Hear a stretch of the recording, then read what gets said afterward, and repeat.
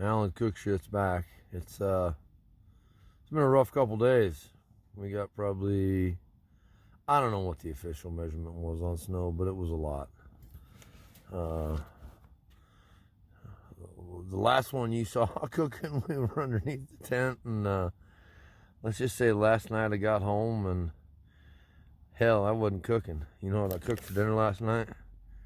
Triscuits, hummus, blue cheese, a little bit of Gruyere cheese, some white cheddar snacks, and yeah, living in the elements right now has been it's taking its toll. I'm not gonna lie.